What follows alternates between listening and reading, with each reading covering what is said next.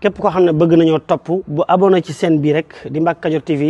luñ dugal ci dana ko am en exclusivité. doon ko leerlu ba sànq daal lañ ci am ay firnde yoo xamante ne ni dootul deñ muy ni kon wàcc na liggéey ci fi mu doon fajoo ca bitim réew. inna lillahi wa inna ilayhi raji'un. inna lillahi wa inna ilayhi raji'un. huqqal bukaa'u ala saadati amwaati tabki al araadi alayhim kazamawaati أبكي عليهم وأرجو في البكاء غدا رضوان من في غابوا بالحلاوات يا لهف نفسي على فقد الأكابر من غابوا لرب دعاهم للعلوات تبكي الليالي عليهم والشهور معا مثل العزيب والجن والغدوات كانوا عبادا بطاعة لربهم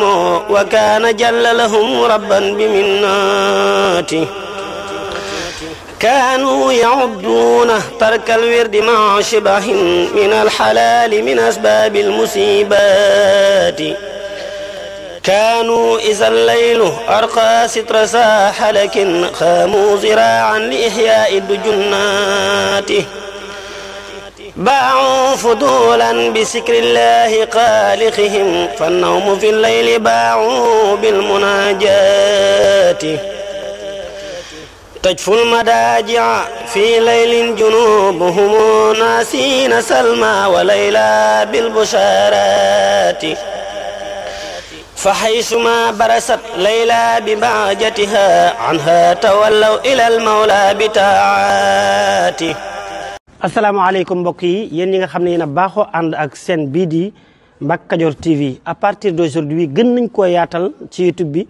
képp koo xam ne bëgg nañoo topp bu abonné ci chaîne bi rek di Mbacke Kadior TV luñ dugal ci dana ko am en exclusivité jërë ngeen jëf.